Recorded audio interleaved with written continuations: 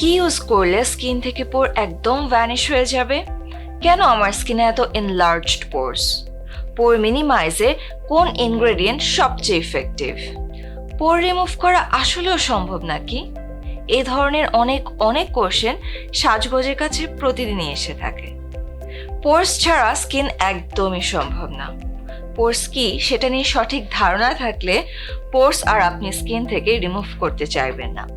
তাহলে চলুন জেনে নেই পোরস কি, আমাদের স্কিনে এটা কেন এত ইম্পর্টেন্ট।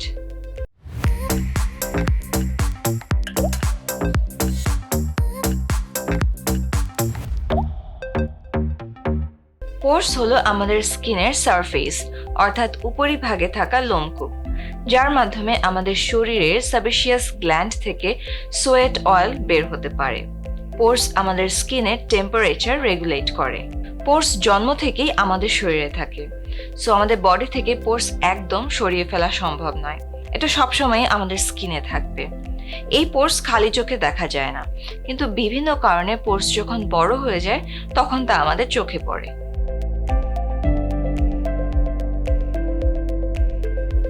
জেনেটিক্যাল, হরমোনাল ইমব্যালেন্স, বয়স বাড়ার সাথে সাথে এবং আমাদের কিছু ভুলের কারণে সেবাম প্রোডাকশন বেড়ে যায়, ফলে পোরসের সাইজ বড় হয়ে যায় এবং স্কিনে তা ভিজিবল হয়। আমরা যে ভুলগুলো করে থাকি তার মধ্যে নাম্বার 1 হলো প্রয়োজনের তুলনায় অতিরিক্ত ফেস ওয়াশ করা। এতে আমাদের স্কিনের সাবেশিয়াস গ্ল্যান্ডসের অয়েল প্রোডাকশনের মাত্রা বেড়ে যায়, ফলে পোরস ক্লগড অ্যান্ড এনলার্জ হওয়ার চান্স থাকে। স্কিন সময় মতো এক্সফলিয়েট করা না হলে আমাদের স্কিনে dead sales, access oil, sweat একসাথে জমে আমাদের লোমকূপ অর্থাৎ পোরস বন্ধ করে ফেলে। সো পোরসের মুখগুলো বন্ধ হয়ে গেলে এক্সেস অয়েল, সোয়েট বের হওয়ার জন্য পোরসের উপর প্রেশার ক্রিয়েট হয়। এতে পোরস স্ট্রেচড অ্যান্ড এনলার্জড দেখায়। প্রপার সান প্রোটেকশন না থাকলে হার্মফুল ইউভি রেজ আমাদের স্কিনের সেল ড্যামেজ করে। এতে স্কিনের ইলাস্টিসিটি অ্যান্ড কোলাজেন প্রোডাকশন কমে যায়। As a result aging signs and enlarged pores দেখা যায়। সো পোর মিনিমাইজড রাখতে সানস্ক্রিন মাস্ট। এছাড়াও স্কিন সারফেস ড্রাই থাকলে হার্শ ক্লিনজার বা স্ক্রাব ইউজ করলে পোর সাইজ বড় হয়ে যায়। পোর সাইজ পার্মানেন্টলি চেঞ্জ করা পসিবল না, but good skin care practice and সঠিক ইনগ্রেডিয়েন্ট ব্যবহারে pore size minimized and tight করা পসিবল। এক্ষেত্রে নিয়াসিনামাইড অ্যান্ড স্যালিসাইলিক অ্যাসিডযুক্ত প্রোডাক্ট ইউজ করা যেতে পারে। নিয়াসিনামাইড অন্যান্য ইনগ্রেডিয়েন্ট যেমন স্যালিসাইলিক অ্যাসিড, রেটিনয়েডস ও আলফা হাইড্রক্সি অ্যাসিডের সাথে কম্বাইন করে ইউজ করা হলে পোর কনসার্নগুলোতে সিনার্জিস্টিক ইফেক্ট দেয়। অর্থাৎ নিয়াসিনামাইড একা যে কাজ করতে পারে তার চেয়ে এই ইনগ্রেডিয়েন্টগুলোর সাথে ইউজ করা হলে গ্রেটার ইফেক্ট দেয়। আর এই সিনার্জিস্টিক ইফেক্ট পাওয়া যাবে স্কিন ক্যাফে মাই থেরাপিস্ট সিরাম পোর পারফেক্ট থেকে।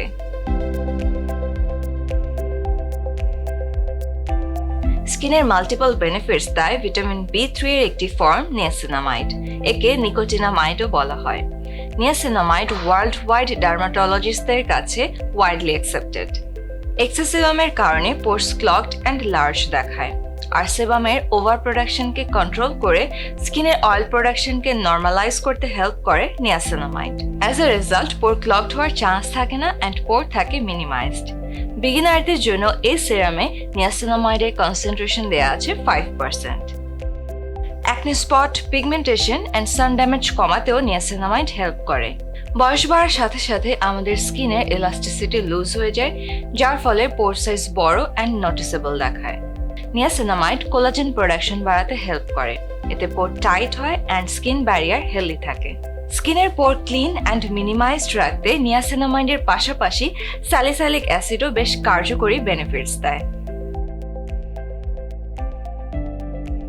স্যালিসাইলিক অ্যাসিড এক ধরনের বেটা হাইড্রক্সি অ্যাসিড অর্থাৎ BHA। অয়েলি স্কিন ট্রিট করার জন্য এটা কমনলি ইউজ করা হয়। স্যালিসাইলিক অ্যাসিডের অয়েল সলিউবল নেচারের কারণে এটা পোরসের ডিপে পেনেট্রেট হতে পারে। এটা পোরসের ভেতরে গিয়ে এক্সেস অয়েল, সেবাম ডিসলভ করে পোর ক্লিন করে এবং অ্যাকনে ফর্মেশন প্রিভেন্ট করে। বিগিনারদের জন্য এই সিরামে 0.5% কনসেন্ট্রেশনের skin tolerable salicylic acid added আছে। স্যালিসাইলিক অ্যাসিড ইউজ করা হলে স্কিন কিছুটা ড্রাই ফিল হতে পারে, আর তাই স্কিনের ড্রাইনেস কমাতে এই সিরামে হাইড্রেটিং ইনগ্রেডিয়েন্ট হিসেবে অ্যাডেড আছে হাইলুরনিক অ্যাসিড। স্কিনের ইনফ্লামেশন রিডিউস করতে এই সিরামে আছে গ্রিন টি এক্সট্র্যাক্ট।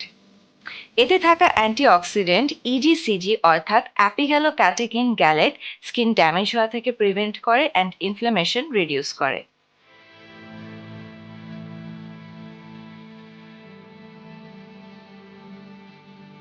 প্রথমে স্কিন টাইপ অনুযায়ী মাইল্ড ক্লিনজার দিয়ে ফেসটা ক্লিন করে নিই।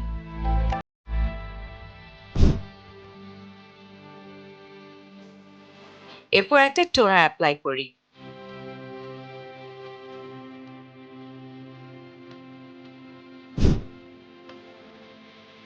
এরপর সিরাম অ্যাপ্লাই করে নিই।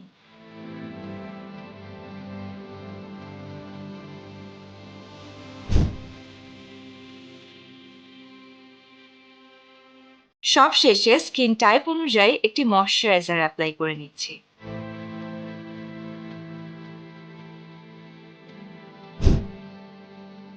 এই সিরামটা নাইট টাইমে ইউজ করা যাবে, আর ডে টাইমে অবশ্যই সানস্ক্রিন অ্যাপ্লাই করে নিতে হবে।